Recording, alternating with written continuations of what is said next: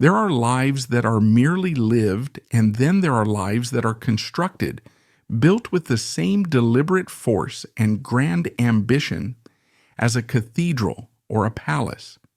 These are the lives that seem to defy the normal scale of human existence, operating on a plane of such immense wealth and willpower that they become a kind of legend, a testament to what is possible when fortune and a ferocious, unyielding vision collide. The life of Marjorie Merriweather Post was one such construction, a life so vast, so opulent, and so meticulously managed that it remains one of the most staggering tales in the annals of American wealth. Her name today is most often associated with the palace she dreamed into being, Mar-a-Lago, a name that has become a global headline and a political symbol. But to see her only as the creator of a single famous estate is to see only the final glittering stone in a vast and complex empire she spent a lifetime building.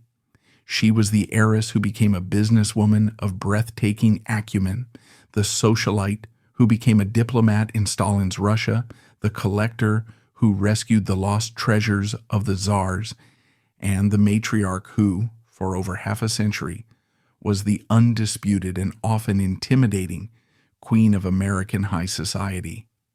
Her existence was a masterpiece of superlatives, lived on a scale that is almost impossible to comprehend today. And yet, there was one man, the master chronicler of the super-rich, who found her world to be simply too much.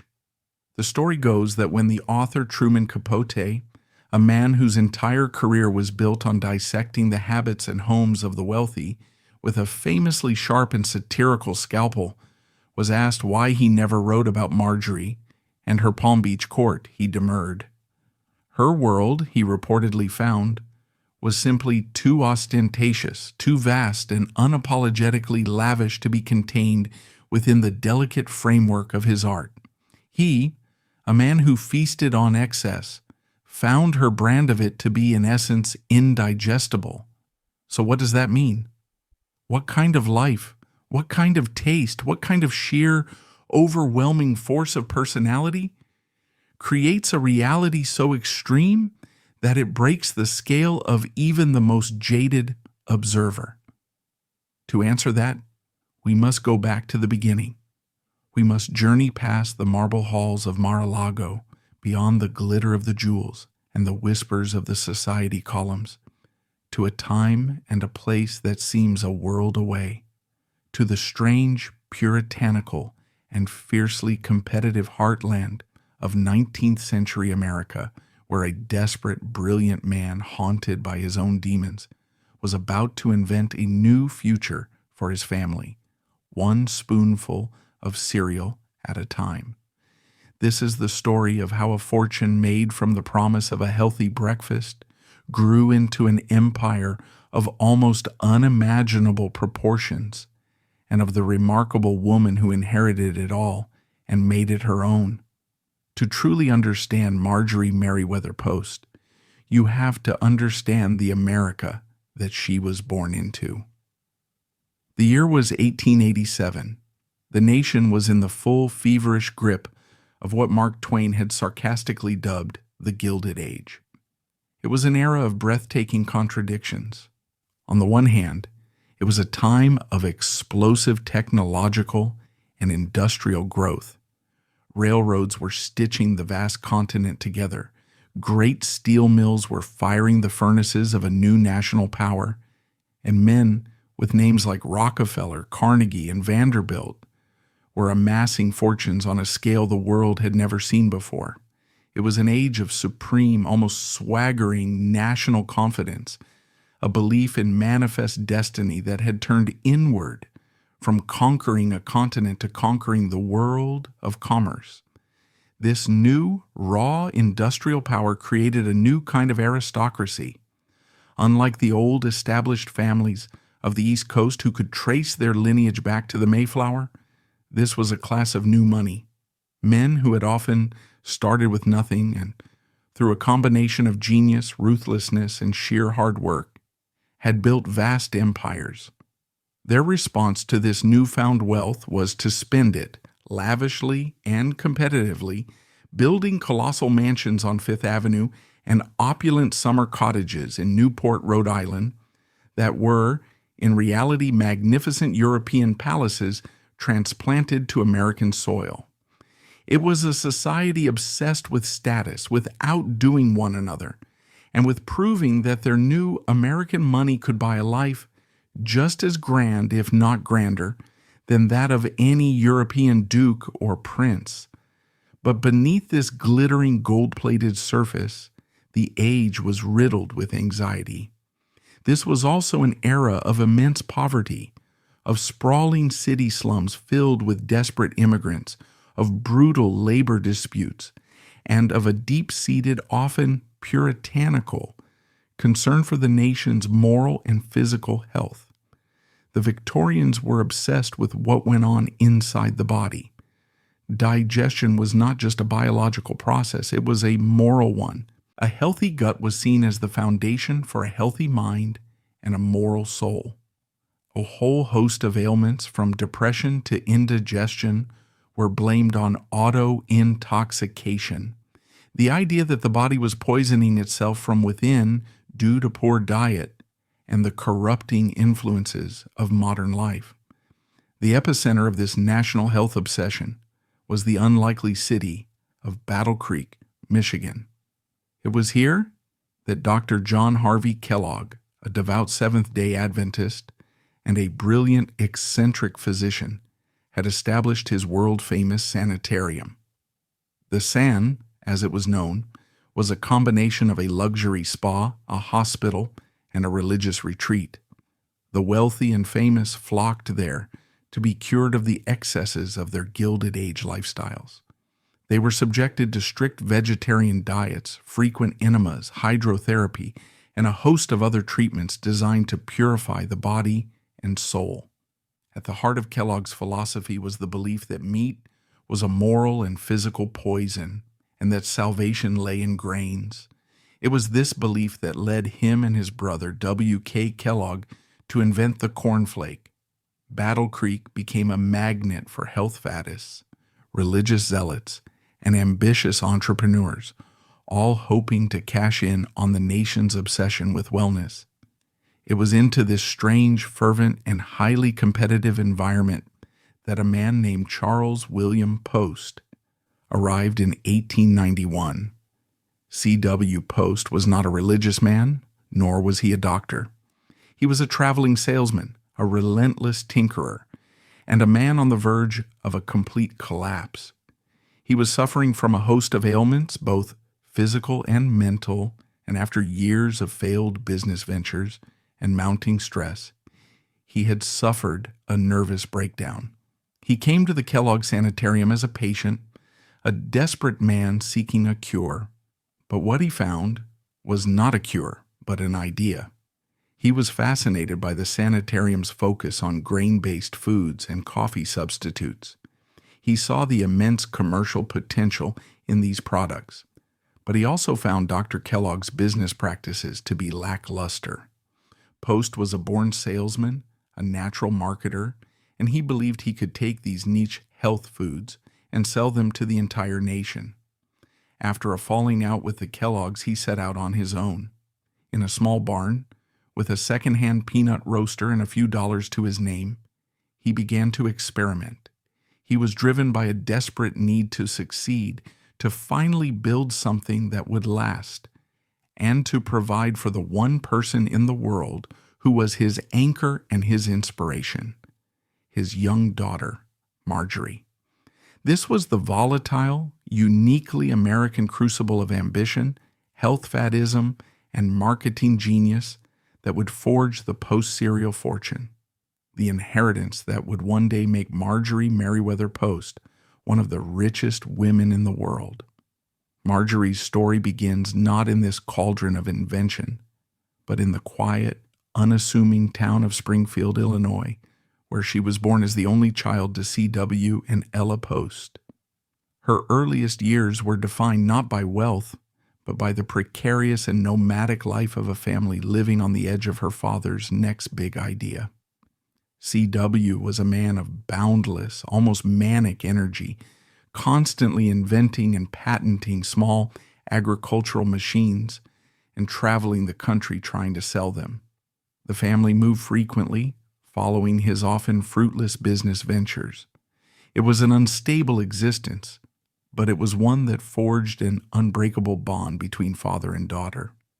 From her very earliest years, C.W. treated Marjorie not as a delicate girl to be sheltered, but as his confidant and his little partner. He saw in her a reflection of his own sharp mind and determined spirit. While her mother, Ella, was often frail and overwhelmed by her husband's relentless drive, Marjorie was his constant, adoring companion. She was fascinated by his work, by the way his mind was always churning with new possibilities. This father-daughter relationship was the cornerstone of her entire life, a deep, formative apprenticeship that would shape her character, her ambition, and her destiny. The family's fortunes changed forever when C.W., broken in health but not in spirit, landed in Battle Creek. After his departure from the Kellogg Sanitarium, he was a man possessed.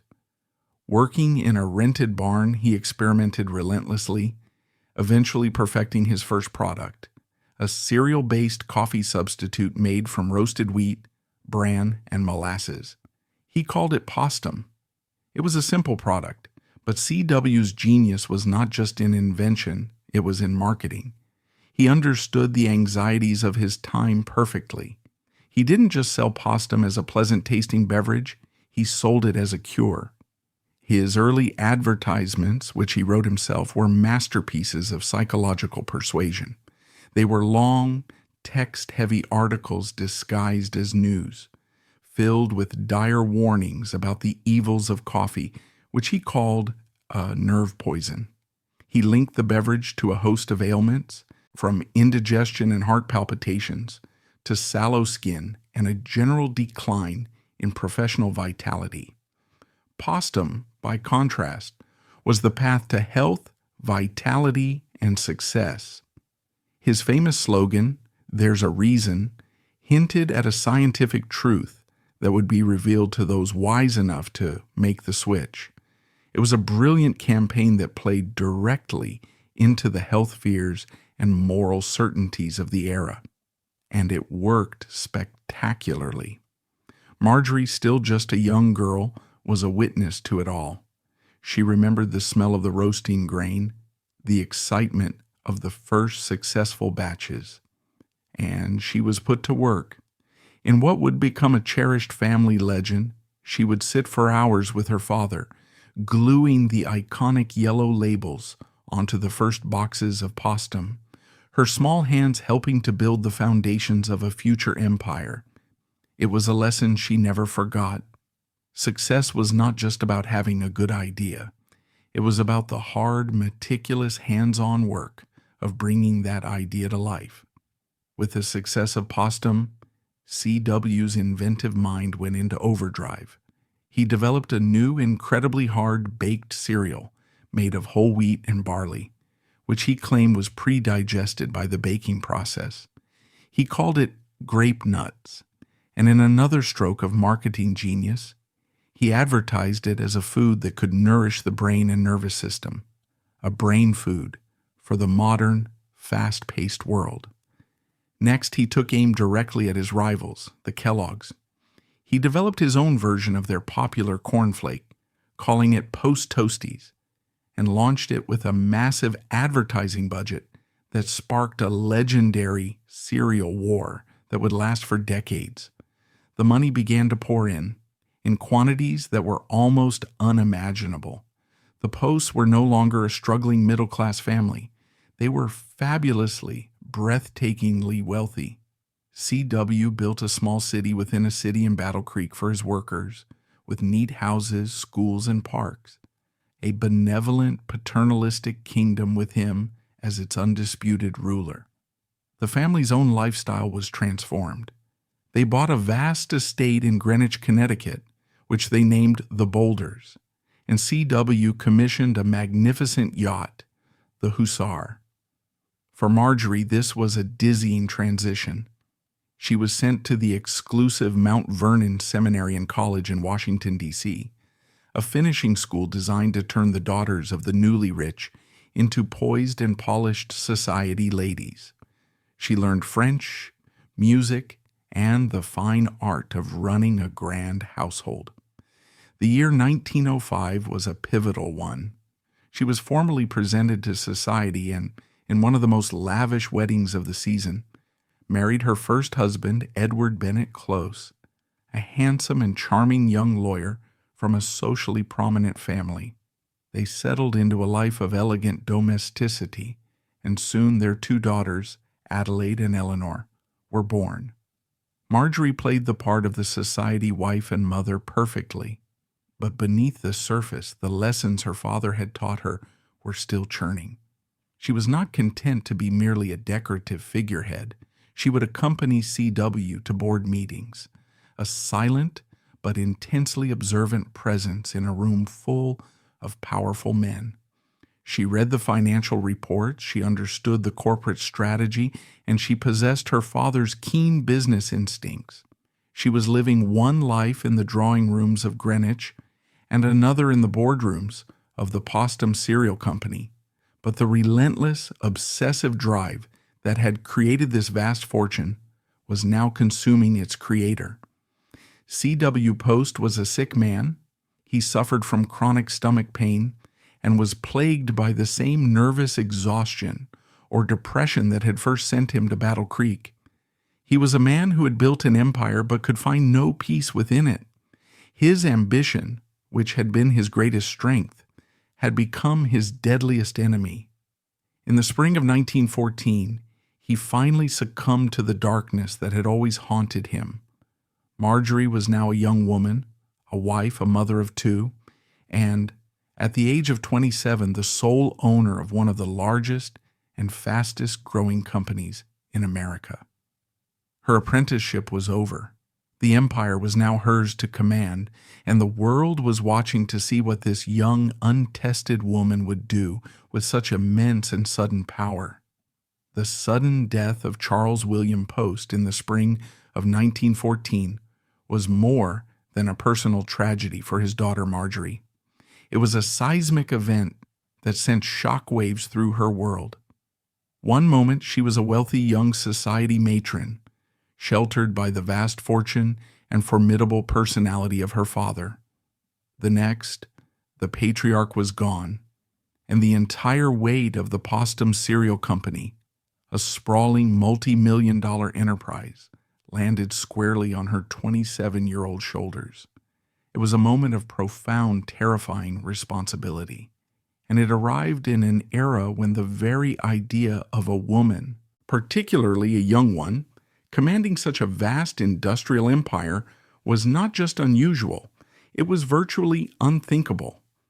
The company's board of directors, a phalanx of grim-faced middle-aged men who had worked under her father, were undoubtedly skeptical.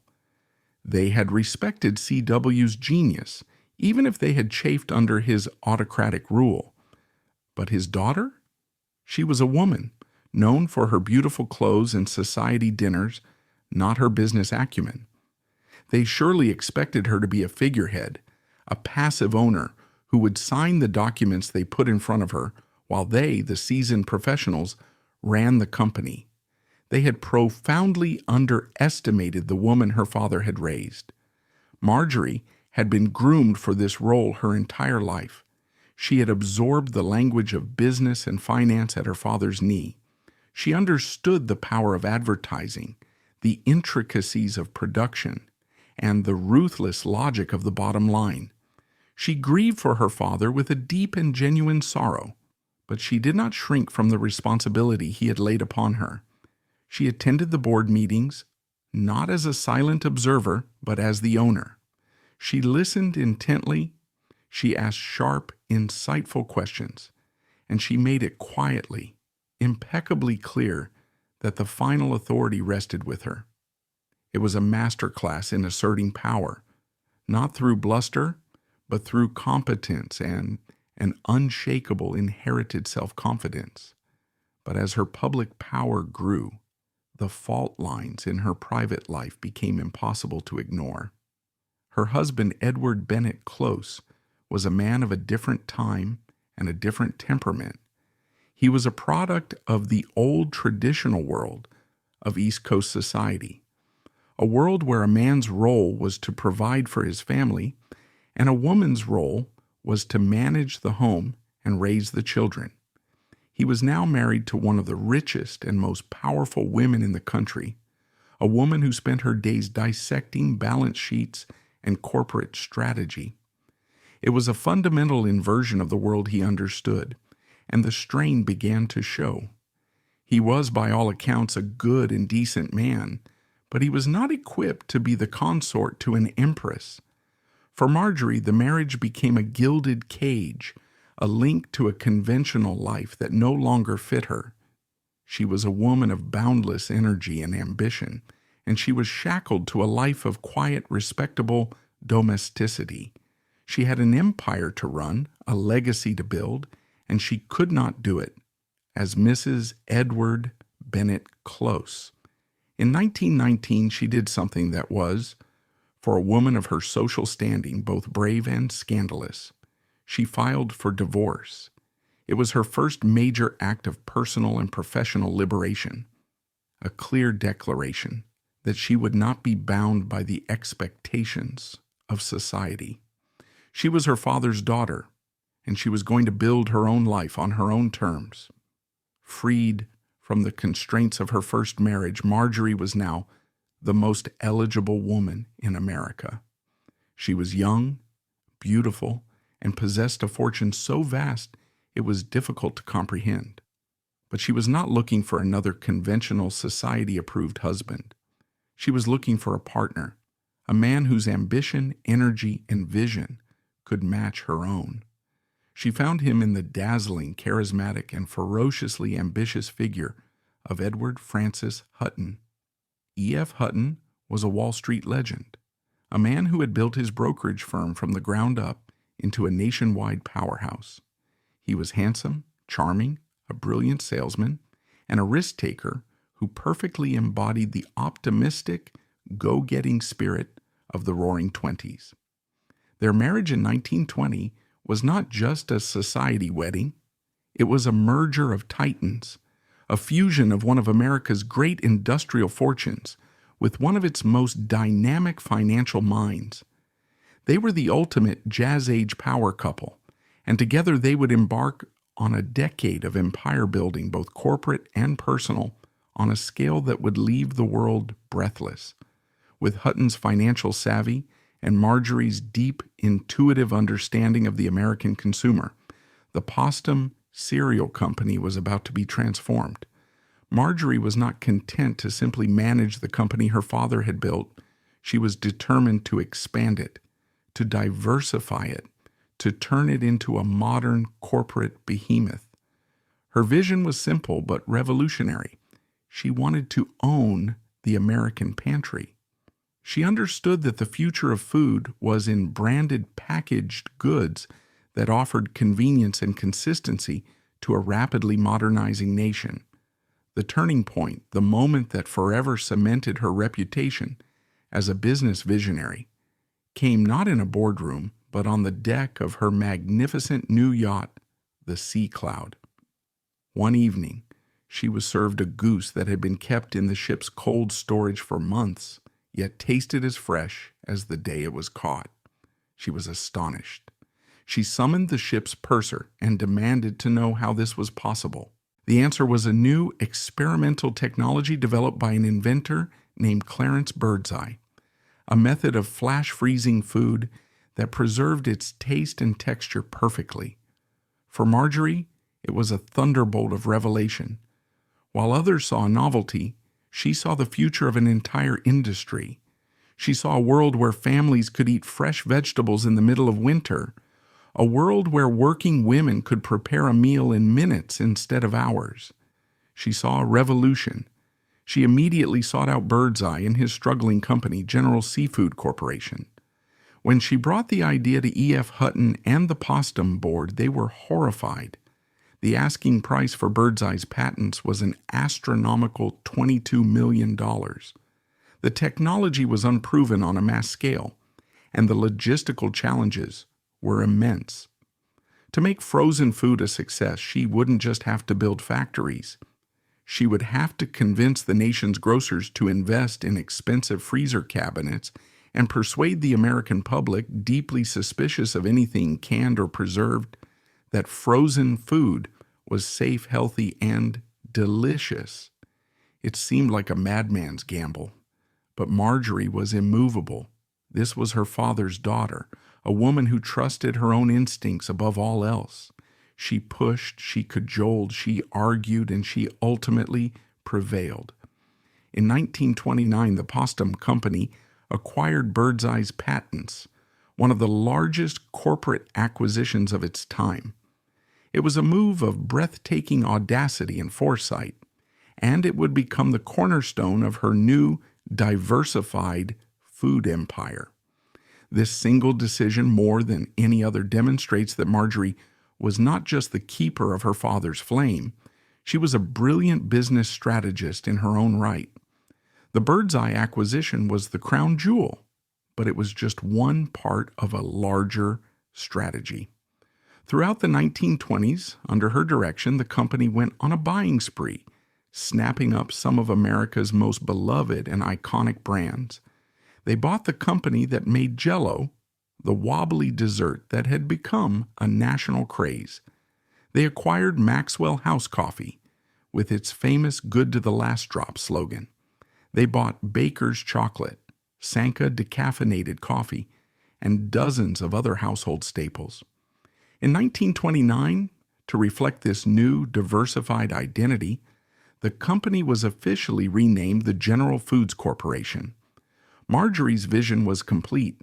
She had transformed her father's cereal company into one of the largest food conglomerates in the world. As she was building this corporate empire, she was simultaneously building a personal empire of homes on a scale that hadn't been seen since the height of the Gilded Age. Her ambition was not just to be rich, it was to live a life of perfect, organized, and monumental beauty, a life that would be a work of art in itself. With E.F. Hutton's fortune now added to her own, money was no object. Their first major project was their New York residence. Not content with a mere mansion, Marjorie commissioned the construction of a staggering 54-room triplex apartment at the top of a new building at 1107 Fifth Avenue. It was a palace suspended in the sky, with a grand ballroom, a private movie theater, a refrigerated vault for her furs, and magnificent terraces offering panoramic views of Central Park. It was decorated with the finest French antiques and staffed by a small army who kept it running with the precision of a luxury hotel. For their summer retreat, she created something even more extraordinary. Camp Topridge, set on a private mountain in the Adirondacks. This was her fantasy version of the great camps of the Vanderbilts and Rockefellers. It was not a single building, but a sprawling, magical village of 68 separate structures, including a main lodge with a 60-foot ceiling, dozens of private guest cabins decorated with authentic Native American art, a boathouse, and even a Russian-style dacha. Because the main lodge was situated at the very top of the mountain, she had a private funicular railway built to carry her guests and their luggage up the steep incline. It was a world unto itself, a rustic paradise of unimaginable luxury. But her ultimate creation, the project that would become the most famous and enduring symbol of her vision, was her winter cottage in the newly fashionable resort of Palm Beach, Florida. She had spent years searching for the perfect piece of land, finally finding a 17-acre tract that stretched from the Atlantic Ocean to the intracoastal waterway. She named it Mar-a-Lago, Spanish for Cedar Lake. She hired the architect, Marion Sims Wyeth, to design the structure, but she was the true visionary, overseeing every single detail. Dissatisfied with Wyeth's initial plans, she brought in the theatrical designer Joseph Urban to add a touch of fantasy and drama. The result was a building of breathtaking and to some overwhelming opulence. It was a Hispano-Moresque fantasy, a crescent-shaped palace of 118 rooms, crowned with a 75-foot tower. The exterior was built from imported Italian stone, and the cloistered walkways were paved with antique Spanish tiles. The interior was a lavish showcase of European treasures, a ballroom with a ceiling lavishly covered in gold leaf, said to be worth a fortune, a living room with a ceiling copied from a palace in Venice, and vast dining rooms decorated with Flemish tapestries and priceless antiques. The construction took 4 years and cost a staggering $7 million, the equivalent of well over $100 million today. It was at the time the most expensive private home in the world. To ferry herself and her guests between these magnificent estates, she and Hutton commissioned the Hussar Phi, which, upon its launch in 1931, would be renamed the Sea Cloud. It was and remains one of the most beautiful sailing ships ever built. At 316 feet long with 4 towering masts, it was the largest private sea-going yacht in the world. The interior was as lavish as any of her homes, with marble bathrooms, gold-plated fixtures, and grand, wood-burning fireplaces. It was her floating palace, a symbol of her dominion over land and sea. By the late 1920s, Marjorie Merriweather Post, now in her early 40s and the mother of a 3rd daughter, Nadinia, the child of her marriage to Hutton, who would grow up to be the actress Dina Merrill, was at the absolute zenith of her power, wealth, and influence. She was the driving force behind a corporate empire, the creator of the most fabulous homes in America, and the undisputed queen of high society. She had built a perfect, glittering, and seemingly impregnable world. She stood at the top of the mountain, the mistress of all she surveyed, but the ground beneath her feet was about to tremble. In the autumn of 1929, the giddy, decade-long party of the Roaring Twenties came to a sudden catastrophic end, and the crash that was heard on Wall Street would soon send shockwaves into the heart of her own perfect world. The Roaring Twenties, with their dizzying crescendo of jazz, flapper dresses, and a stock market that seemed to have no ceiling, had been the perfect soundtrack for the empire that Marjorie Merriweather Post and E.F. Hutton had built together. They were the undisputed king and queen of this new American aristocracy, their lives a whirlwind of construction, acquisition, and celebration. They had built a corporate titan in General Foods and a personal kingdom of palaces that stretched from the canyons of Manhattan to the sunny shores of Florida. At the close of the decade, standing on the coral-paved terrace of her newly completed Mar-a-Lago, Marjorie must have felt an unshakable sense of security, a belief in a future that would be just as golden, just as limitless as the decade that had just passed. But the future, as it often does, had other plans. In the autumn of 1929, the music stopped. The catastrophic Wall Street crash sent a shockwave of panic and ruin across the nation, plunging America into the long, grim decade of the Great Depression.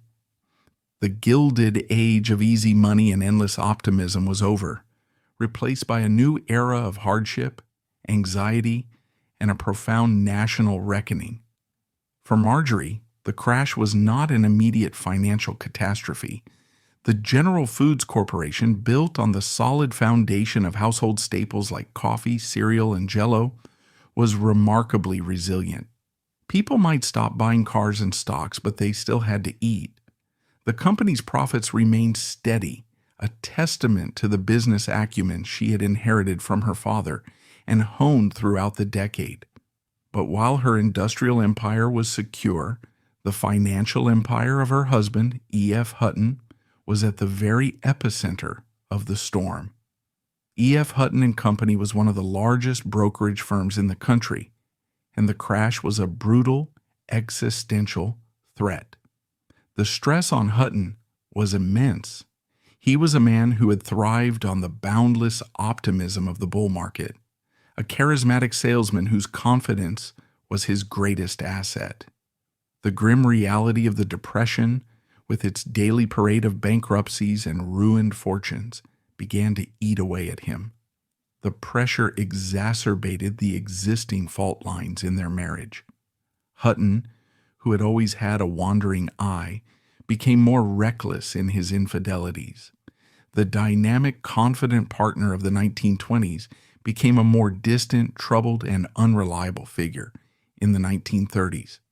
For Marjorie, a woman for whom discipline, loyalty, and control were paramount, his behavior was an unforgivable betrayal. She was the woman who had built an empire, who managed multiple households with military precision, and who demanded the same level of commitment from those around her. She had tolerated his earlier indiscretions, but his ongoing blatant affairs were an insult she could not abide. The power couple of the Jazz Age was no longer a partnership, it was a hollow shell. In 1935, after 15 years of marriage, Marjorie Merriweather Post once again did the unthinkable for a woman of her stature. She filed for divorce. It was another major society scandal, but for Marjorie, it was a necessary amputation. She was now a two-time divorcee, a formidable matriarch in her late 40s, and once again, a woman on her own, in full and sole command of her vast fortune and her extraordinary life. Marjorie did not remain on her own for long, but her choice of a third husband was a clear signal that she was embarking on a new and entirely different chapter of her life. He was not a New York financier or an industrialist. He was Joseph E. Davies, a prominent and hugely successful corporate lawyer from Washington, D.C. Davies was a man of immense charm, a smooth, silver-tongued operator with a deep, melodious voice that could captivate a courtroom or a dinner party with equal ease. But his most important asset was his political connections. He was a shrewd political insider, a major fundraiser for the Democratic Party, and a close personal friend and trusted advisor to the sitting President of the United States, Franklin D. Roosevelt. Their marriage in December 1935 was more than just a union of two people. It was a strategic merger of great wealth with great political power.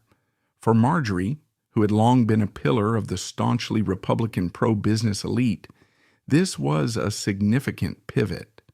Her marriage to Davies gave her a front-row seat to the corridors of power in Roosevelt's Washington. She had conquered the worlds of business and society. Now she was making her entry into the world of national and international politics. She quickly established herself as one of the capital's most important hostesses, her lavish parties bringing together cabinet members, senators, and foreign diplomats. Her new life took its most dramatic and unexpected turn just a year later. In the autumn of 1936, President Roosevelt was looking for a new ambassador to the Soviet Union. It was one of the most difficult and sensitive diplomatic posts in the world. The United States had only formally recognized the communist regime a few years earlier, and the relationship was fraught with suspicion and mistrust. Stalin was a feared and enigmatic dictator, and his brutal regime was a pariah state in the eyes of many Americans. Roosevelt needed an ambassador who was not a traditional diplomat, but a wealthy pro-business lawyer who could potentially forge a practical relationship with the Soviets, with an eye towards them as a future, if unlikely, ally against the rising power of Nazi Germany. He chose his friend, Joe Davies. The appointment was a bombshell. For Marjorie, the very embodiment of American capitalism, the prospect of moving to the heart of the world communist experiment was both thrilling and deeply strange. But it was also the ultimate adventure, an opportunity to play a role on the world stage that was beyond the reach of any other American woman. She embraced the challenge with her characteristic meticulous energy. She began a crash course in Russian history and politics, and, in a move that perfectly illustrates her unique blend of practicality and almost comical disconnection from the reality she was about to face, she prepared for the notorious food shortages of Moscow by ordering her own company, General Foods, to pack and ship over 2,000 pounds of her finest bird's-eye frozen food to the American embassy.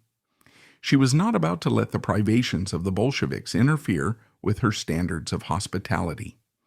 Their arrival in Moscow in early 1937 was a descent into another world. It was a city of immense monolithic buildings, of long queues for bread, of a populace that seemed to live under a perpetual gray cloud of fear and suspicion.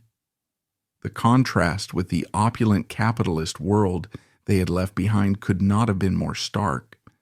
Their new home was Spaso House, the magnificent columned mansion that served as the American ambassador's residence.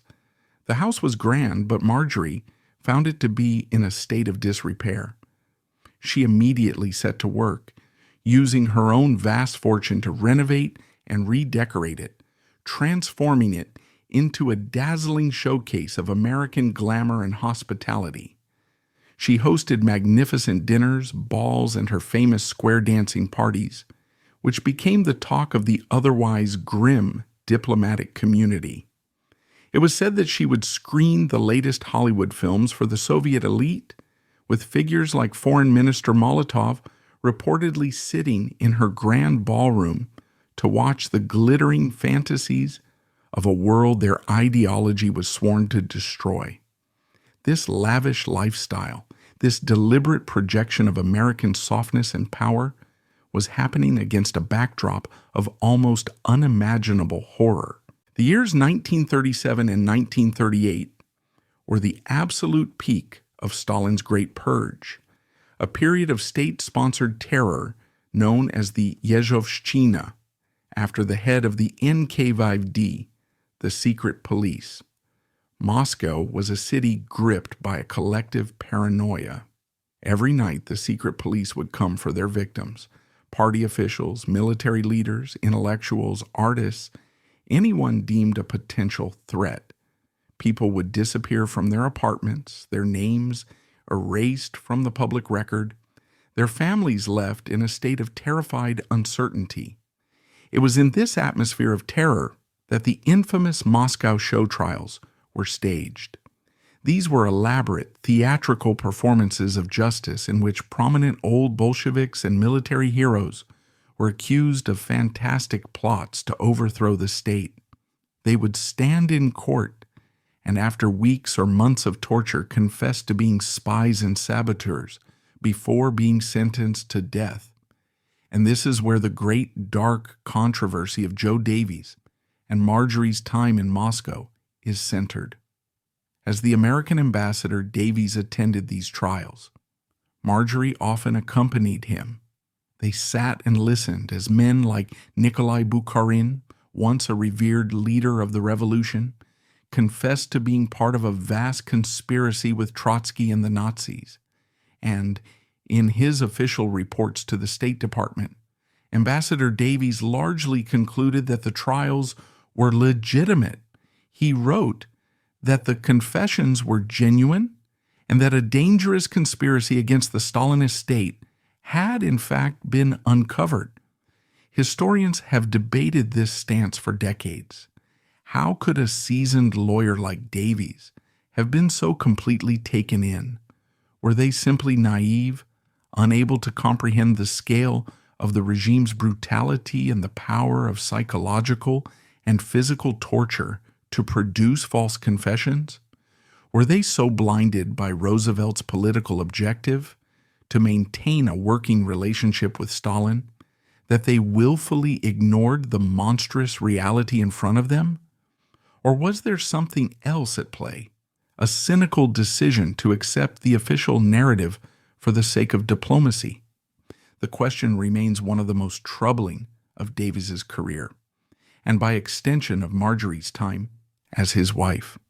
Whatever the explanation, the image of this glamorous American couple hosting lavish parties and attending film screenings while the machinery of Stalin's terror ground up millions of lives just outside their embassy walls is a deeply chilling one. But while this great political and moral drama was unfolding, Marjorie was engaged in another, more private, and equally fascinating pursuit. She was on a treasure hunt. The Soviet government, in its revolutionary zeal and its desperate need for foreign currency, had declared the treasures of the czars and the Russian Orthodox Church to be decadent bourgeois artifacts. They were systematically looting the palaces of the Romanovs, the mansions of the aristocracy, and the altars of the churches, and selling off these priceless objects in state-run commission shops or komissionkas. While many Western diplomats were hesitant to buy what was essentially stolen property, Marjorie, with her deep love of beautiful objects and her bottomless fortune, saw an unprecedented opportunity. She became a regular and discerning customer at these shops. With the help of experts, she began to acquire a collection of Russian imperial art on a scale that no private individual had ever attempted before. She bought magnificent porcelain services that had once graced the tables of Catherine the Great, exquisite gold and silver chalices that had been used in the coronations of the czars, and a vast collection of religious icons, their gold leaf gleaming in the dim light of the state-run stores. Her greatest acquisitions were the works of the legendary jeweler to the czars, Peter Carl Fabergé.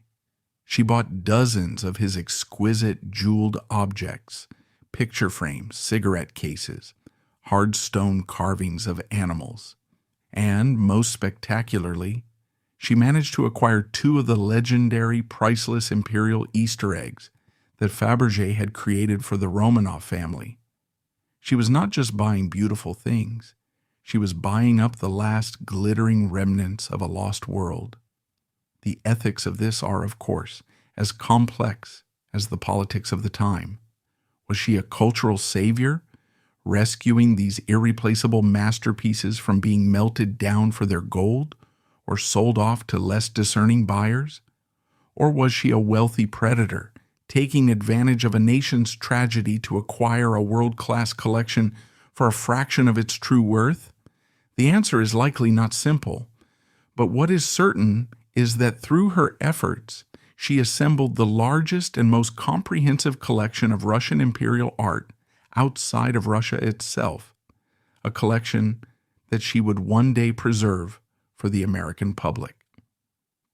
In June of 1938, after 18 months in the surreal, terrifying, and endlessly fascinating world of Stalin's Moscow, Joe Davies was reassigned as ambassador to the much more placid and conventional post of Belgium. As they prepared to leave, Marjorie oversaw the packing of her vast collection of treasures, crating up the ghosts of the Romanovs to be shipped back to her palaces in America.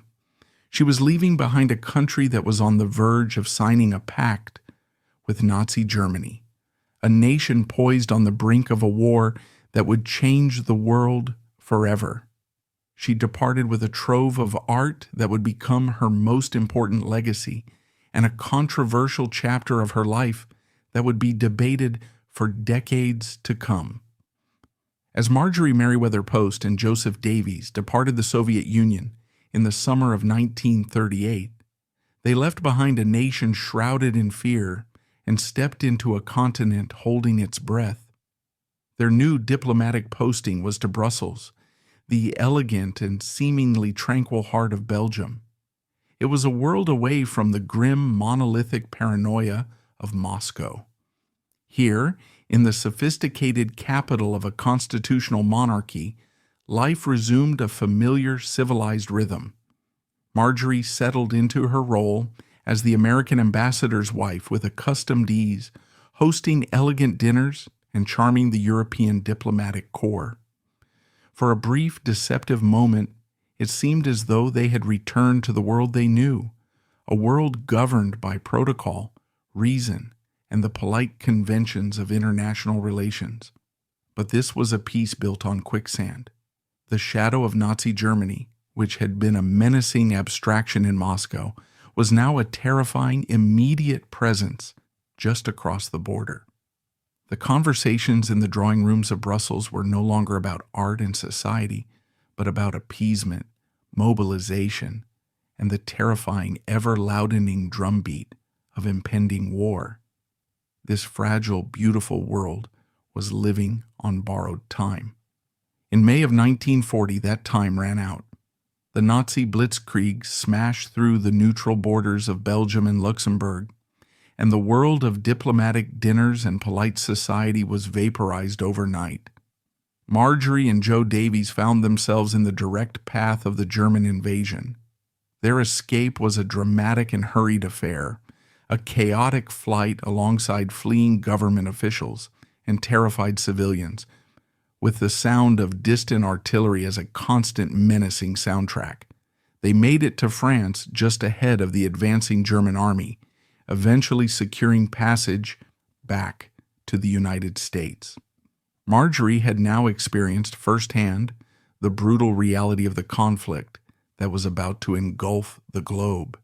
She returned to America not just as a wealthy socialite, but as a patriot who had witnessed the face of totalitarian aggression and was now more determined than ever to support the Allied cause. America was not yet in the war, but Marjorie did not wait for the government to act. She immediately threw her immense wealth and her formidable organizational skills into the war effort. One of her first and most significant contributions was the funding and outfitting of a 250-bed field hospital for the French army, a state-of-the-art medical facility that was desperately needed. When France fell, the hospital was evacuated to Britain and continued to serve the Allied forces throughout the war.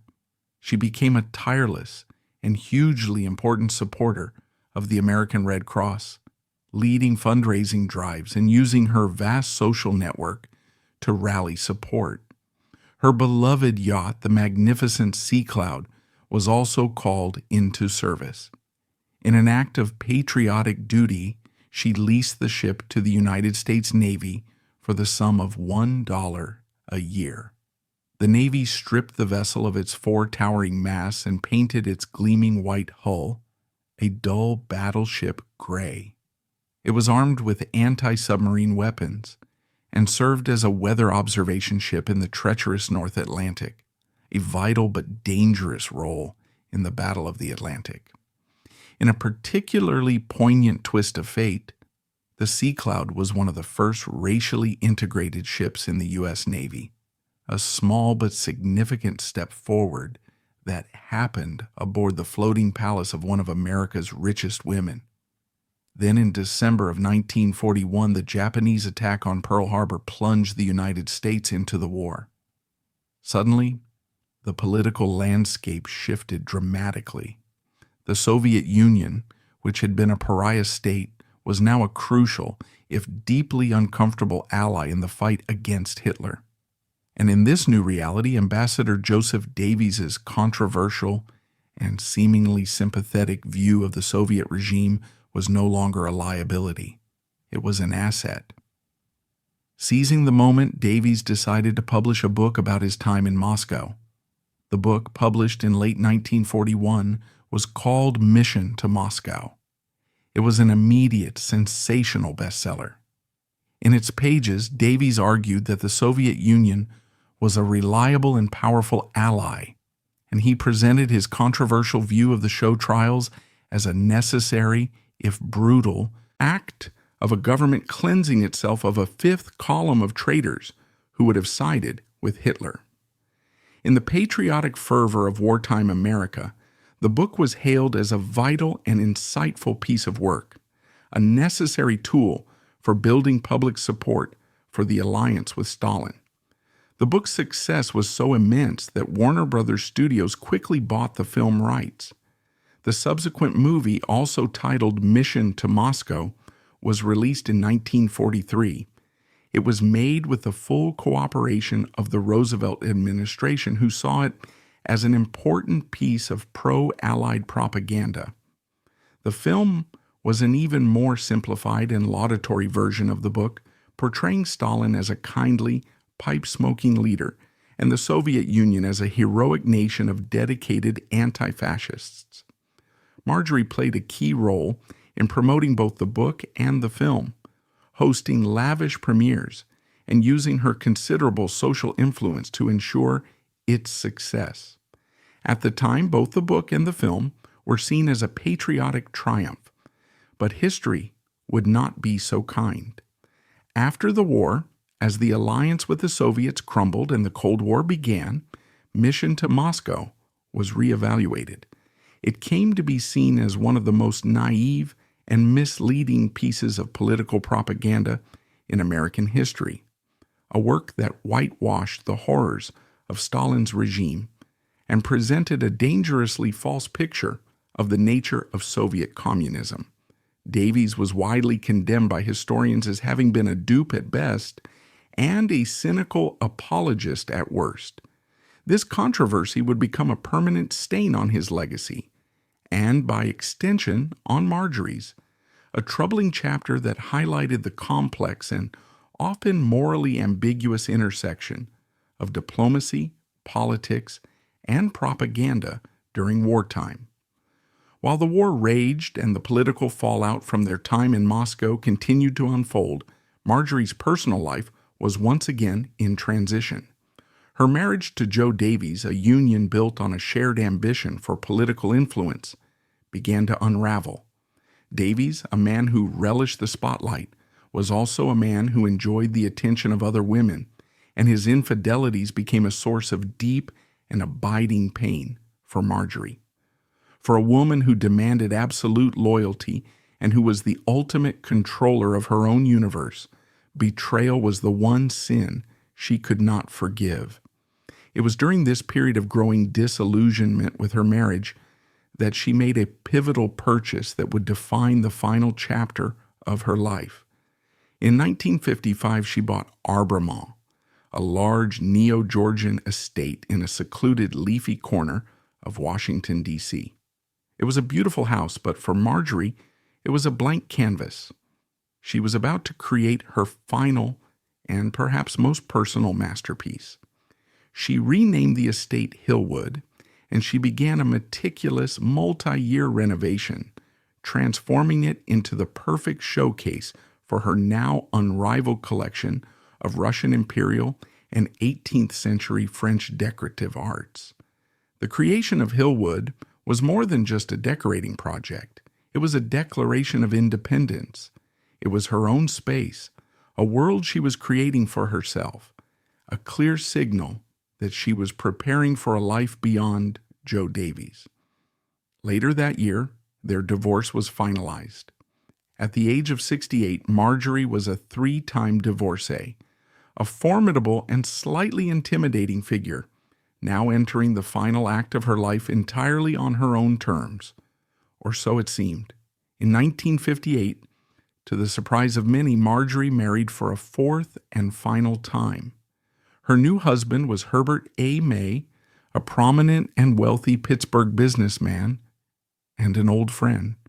This marriage was different from the others. It was not a youthful society match, nor a merger of power, nor an entry into a new political world.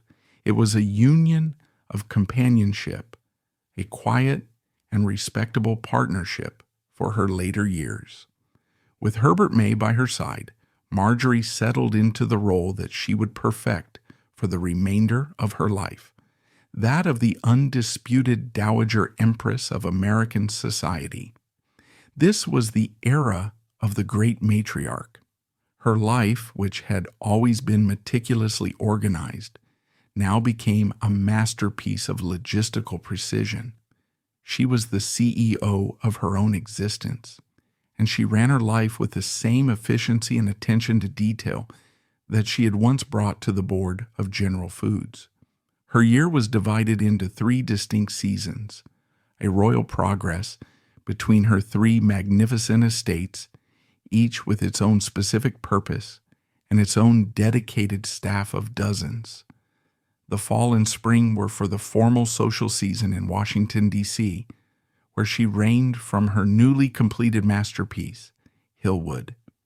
Here, she hosted the most important and exclusive dinners in the capital. Her guest lists a carefully curated mix of politicians, diplomats, and old guard society figures.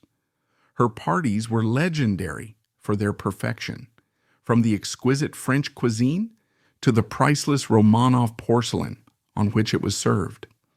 As the winter chill descended on Washington, her entire court would migrate south to the sun-drenched fantasy of Mar-a-Lago in Palm Beach. This was the most glamorous and high-profile part of her year. Mar-a-Lago was the undisputed center of the Palm Beach social universe. Her dinners and balls were the most sought-after invitations of the season. She would host movie nights, charity events, and her famous square dancing parties, where senators and captains of industry would do on the gleaming floors of her magnificent ballroom. And when the heat of the Florida summer became too much, the entire operation would move north to the cool, pine-scented air of the Adirondacks and the rustic, magical world of Camp Topridge. This was her private, informal retreat, where she could relax with her closest friends and family, surrounded by the quiet beauty of the mountains. Running this multi-residence empire was a staggering logistical feat, and Marjorie oversaw every single detail with an iron hand. She had a staff of secretaries who managed her color-coded calendars, planning her schedule months and even years in advance. At her dining table, she had a series of discreet foot buzzers installed, allowing her to send silent signals to her butler and staff without ever interrupting the flow of conversation. Her instructions to her staff were legendary in their detail, covering everything from the precise temperature at which her coffee should be served to the exact way her sheets should be ironed. This obsessive attention to detail was not just the eccentricity of a rich woman. It was the expression of a mind that had been trained from childhood to believe in order, in control, and in the idea that perfection was an achievable goal. She had built a world for herself that was as beautiful, as orderly, and as flawlessly executed as a Fabergé egg. She was now in her 70s, the great matriarch, presiding over her 3 palaces, her vast fortune, and her impeccable life. She had survived the upheavals of the world and the turmoil of her own heart to create a final golden age of perfect, unassailable order. The final phase of Marjorie Merriweather Post's life, from the late 1950s until her death in 1973, was the apotheosis of the character she had spent a lifetime constructing, the great American matriarch. Her 4th marriage to Herbert May provided a quiet, respectable backdrop for this era, a final calm harbor after the tumultuous voyages of her earlier relationships. With him by her side, she presided over the American social order with an authority that was absolute and unquestioned. She was no longer just a prominent hostess. She was an institution, a living link back to the Gilded Age, who had adapted, survived, and ultimately triumphed over the changing tides of the 20th century. Her life, once a whirlwind of corporate battles and palace construction, now settled into a rhythm as grand, as predictable, and as perfectly orchestrated as the changing of the seasons. This was the era of her great royal progress. Her life was a meticulously planned logistical ballet, a yearly migration between her 3 magnificent kingdoms, each move executed with military precision. The social life of the nation's elite seemed to follow her lead. When Marjorie was at Hillwood for the spring and fall, Washington, D.C. was the center of the universe. When her private plane, the Merriweather, flew the household south for the winter, the social world decamped with her to the sun-drenched courts of Mar-a-Lago. And when the summer heat descended, the true inner circle knew that the place to be was the cool, pine-scented seclusion of Camp Topridge. To be a guest in her world was to experience a level of hospitality and organization that was almost surreal in its perfection. Marjorie left nothing to chance. Every detail of a guest's comfort was anticipated and provided for. At Topridge, guest cabins were stocked with their favorite liquors and reading materials. At Mar-a-Lago, the staff knew the preferred flower arrangements and breakfast habits of every visitor. This perfection was not magic.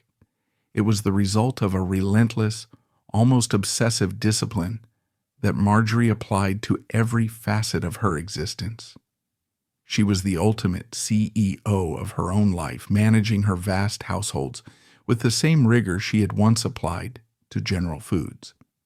Her staff, numbering over 100 across all her properties, operated with the precision of a small army, following detailed manuals and adhering to the exacting standards of their formidable employer. But as the years went on, a subtle shift in her focus became apparent. She had already conquered the worlds of business and society. Now, in the final act of her life, she turned her formidable energy towards cementing her legacy.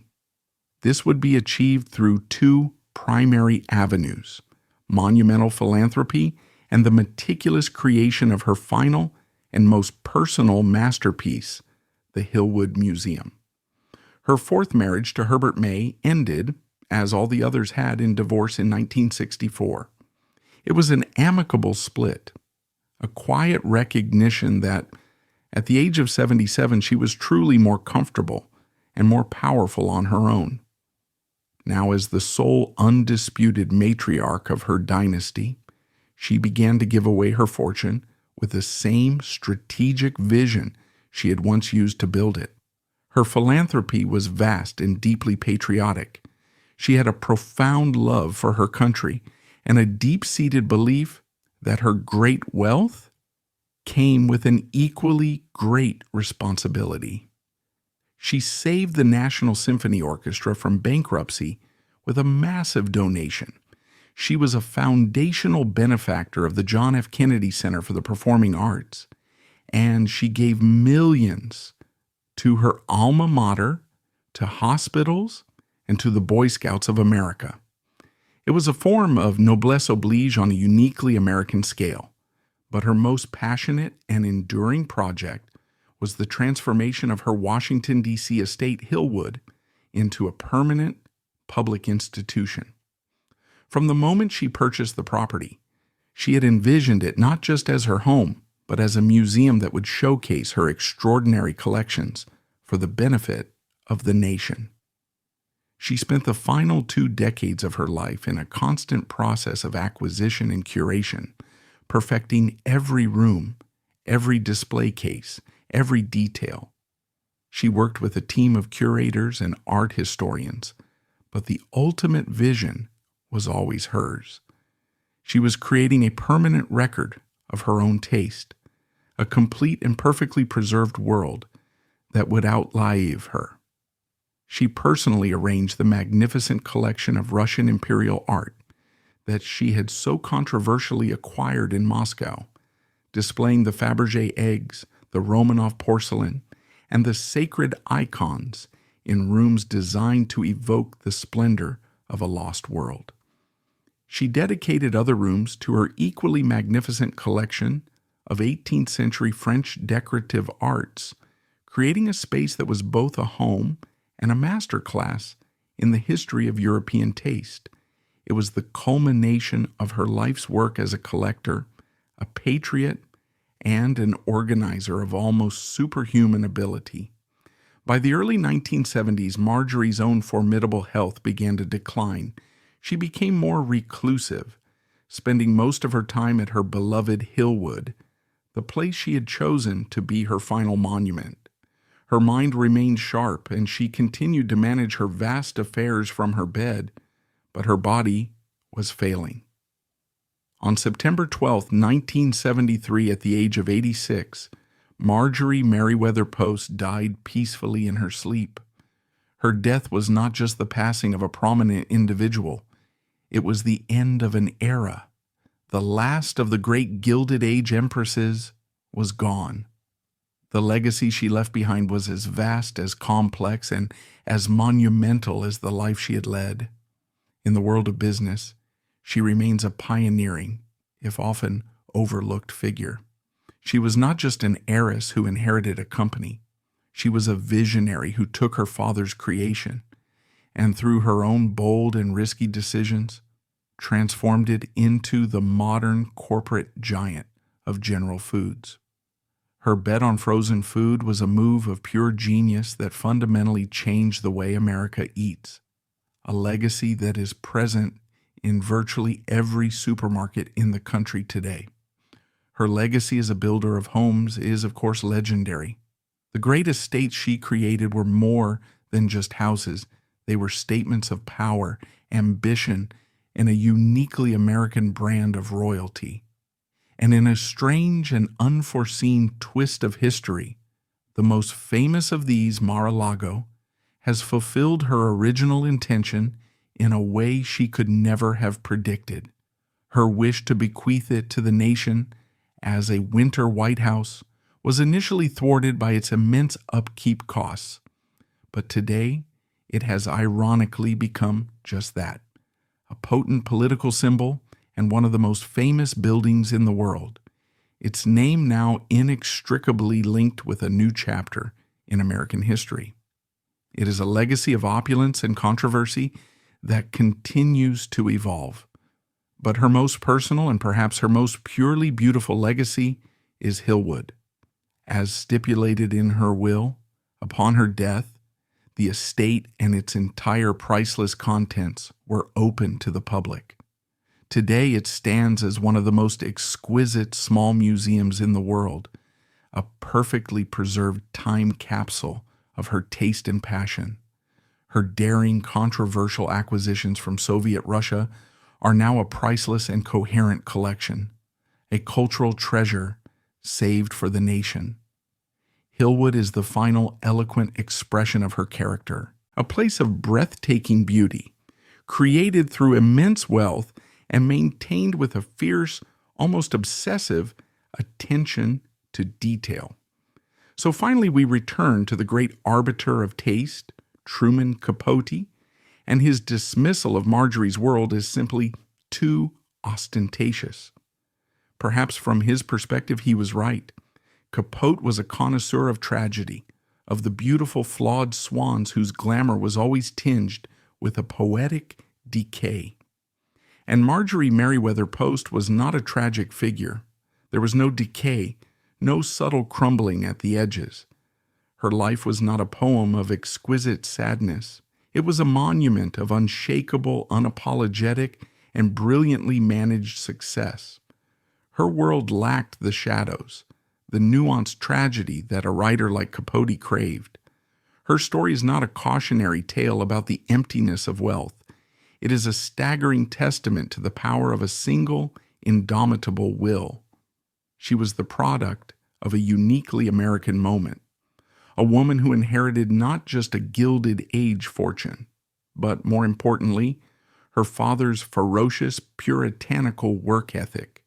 She was a paradox, a woman of immense discipline who lived a life of supreme indulgence, a ruthless businesswoman who was also a philanthropist of staggering generosity, a fierce patriot who knowingly benefited from the horrors of Stalin's regime. She was, in the end, the ultimate self-made empress, a woman who saw the world as a thing to be organized, beautified, and controlled. And for 86 extraordinary years, she did exactly that. Her life was her greatest creation, a monument to a scale of living and a force of personality that we will surely never see again.